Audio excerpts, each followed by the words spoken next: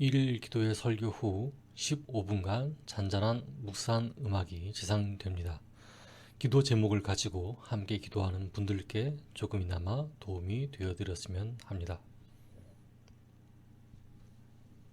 6월 14일 1일 기도회를 하나님께 드립니다. 함께 읽을 성경 본문은 아모스 5장 1절부터 3절입니다.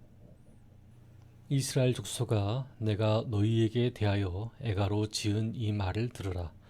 처녀 이스라엘이 엎드러졌으며 다시 일어나지 못하리로다. 자기 땅에 던지우며 일으킬 자 없으리로다. 주 여호와께서 이와 같이 말씀하시되, 이스라엘 중에서 1000명이 행군에 나가던 성읍에는 100명만 남고 100명이 행군에 나가던 성읍에는 10명만 남으리라 하셨느니라. 아멘. 오늘 우리의 예배와 기도를 받으시는 하나님을 뵙습니다. 오늘 말씀을 나눌 때 하나님의 임재가 우리 가운데 있기를 바랍니다. 오늘은 자기 민족을 위한 슬픈 노래라는 주제로 말씀을 전하겠습니다. 아모스가 이 5장의 애가를 지은 이유는 2장부터 4장 사이에 암시되어 있었습니다. 하나님께서는 그의 백성들이 신앙적으로나 사회 전반적으로 죄악에 빠졌을 때 그들이 회개할 수 있도록 여러 가지 국가적, 자연적 사건을 일으키셨죠. 4장에 기록된 기근, 가뭄, 풍해, 병충해, 연병, 그리고 지진 등이 그 대표적인 예입니다. 그러나 하나님의 구속적인 의지가 담긴 사건들도 경험하면서도 죄를 회개할 줄 모르는 백성들에게 하나님께서는 다음과 같이 말씀하셨습니다. 그러므로 북이스라엘아, 내가 이와 같이 내게 행하리라. 내가 이것을 내게 행하리니 북이스라엘아, 내 하나님 만나기를 예비하라. 이제 아모스는 애가, 즉 슬픈 노래를 부릅니다.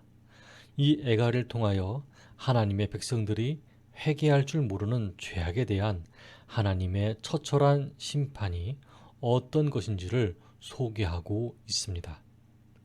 5장 1절입니다. 이스라엘 족속아, 내가 너희에게 대하여 애가로 지은 이 말을 들으라. 아멘. 여기에 애가는 단순히 슬픈 사건을 만난 자들이 부르는 탄식의 노래를 의미할 수도 있습니다.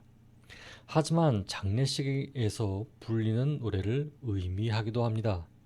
특히 고대 북이스라엘에서는 장례식 때의 슬픈 분위기를 고조시키기 위하여 직업적으로 애가를 불러주는 여인들을 동원하기도 했습니다. 만약 아모스가 베델이나 길갈의 성소에서 예배드리는 회중들 앞에 직업적으로 애가를 부르는 여인들을 이끌고 나가 그가 지은 장송곡을 부르게 했다고 가정해 봅시다. 만일 그렇다면 아모스의 애가는 그 애가를 듣는 자들의 귀에 그리고 기억 속에 오래 남았을 것입니다. 5장 2절을 읽어보겠습니다. 처녀 이스라엘이 엎드러졌으며 다시 일어나지 못하리로다. 자기 땅에 던지우며 일으킬 자가 없으리로다. 아멘. 아모스가 이 애가를 부르면서 청중들에게 남겨두려고 했던 시각적 이미지는 무엇입니까? 그것은 부모들의 사랑과 보호 가운데서 순결하게 자라 온 한 처녀가 낯선 이방인들에 의해 겁탈을 당하고 길거리에 내버려져 있는 모습입니다. 스스로의 힘으로는 도저히 일어날 수도 없을 뿐더러 주위에 그녀를 일으켜 줄 사람도 없어 고통 속에서 죽어가는 모습이 그려집니다. 아모스는 이러한 처철한 이미지를 통하여 그의 백성들이 곧 처하게 될 재난 상황을 예시해 줍니다. 그런데 왜 아모스가 북이스라엘을 처녀로 비유했을까요? 이집트의 종살이를 제외하고는 아직 다른 나라의 지배를 받은 적이 없기 때문입니다. 이 점을 빌어서 처녀라고 표현했죠. 이 처녀가 엎드러져서 다시 일어서지 못했다는 것은 장차 올 고난은 쉽게 회복되지 못할 큰 고난이라는 이야기입니다. 어째서입니까? 이 백성들이 하나님 앞에서 죄를 범하고 회개하지 않자 하나님께서 그들을 다른 나라 백성들의 속박 아래 두려고 작정하셨기 때문입니다. 결국 아모스는 하나님의 백성들이 신앙적으로나 사회 전반적으로 죄악에 빠져 살면서 회개할 줄 모를 때 회개할 줄 모를 때가 문제라고 지적합니다. 결국 공의로우신 하나님께서는 그들을 그 상태로 버려두지 아니하시고 전쟁이라는 수단을 통해서라도 심판하신다는 점을 이 애가를 통해서 교훈합니다. 5장 3절 읽어보겠습니다. 주 여호와께서 이와 같이 말씀하시되 이스라엘 중에서 1000명이 행군에 나가던 성읍에는 100명만 남고 100명이 행군에 나가던 성읍에는 10명만 남으리라 하셨느니라. 아멘. 3절의 내용을 언급하기 전 아모스는 백성들의 비난을 받았나 봅니다. 어림짐작하여 아모스여, 아직 그런 징조가 일어나지도 않았다. 그리고 일어날 가능성도 없다. 하며 조롱하지 않았을까요? 그래서 아모스의 3절 애가를 시작하는 시점에 주 여호와께서 이와 같이 말씀하시되라는 구절을 첨가합니다.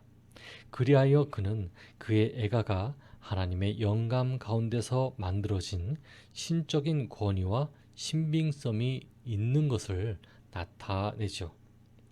3절의 애가는 하나님의 심판이 전쟁의 형태로 임할 것임을 2절보다도 더 명확하게 보여줍니다. 이방 백성의 침입을 막기 위해 어떤 성읍에 나간 1000명의 군인을 예시로 듭니다. 그런데 이 구절을 잘 보십시오. 병사의 숫자가 10배 단위로 줄고 있습니다. 병사의 숫자가 채움을 받지 못합니다. 1000명 나가서 패배하여 겨우 100명밖에 들어오지 못했다면 적어도 성읍 안에 그 1000명을 채울 만한 인원이 있어야 합니다. 그런데 앞으로 다가올 전쟁이 얼마나 무지막지하고 격한지 전쟁을 할 때마다 인원이 크게 줄어들고 결국 성읍에는 있으나 마나한 인원만이 남아 있으리라 합니다. 여러분, 아모스의 예언을 들었던 북이스라엘은 태평성대를 누림으로 승승장구할 것이라는 막연한 기대를 갖고 있었습니다.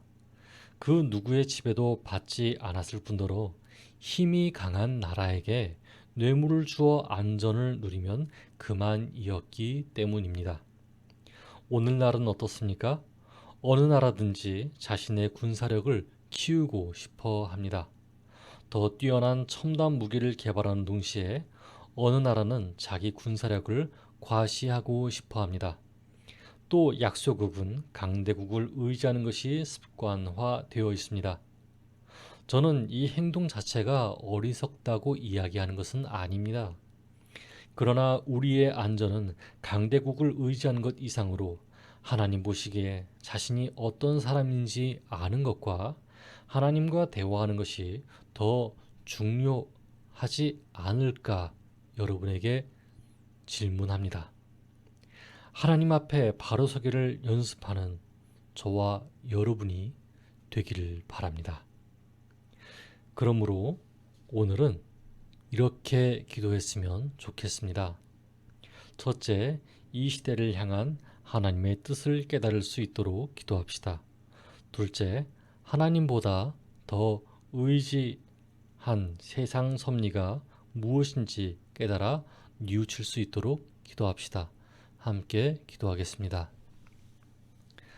하나님, 우리가 기도를 합니다. 이 시대를 향한 하나님의 뜻을 깨달을 수 있게 하여 주시옵소서.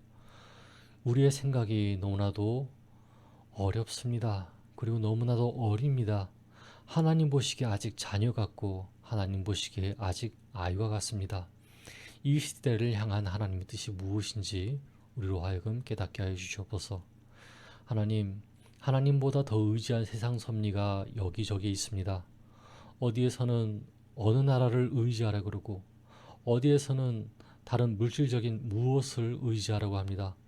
하나님, 우리가 하나님보다 더 의지한 세상 섭리가 많사오니 우리가 그것을 깨달아 뉘우치게 하여 주시옵소서. 하나님 안에서 바른 마음을 가진 사람이 되게 하여 주시옵소서.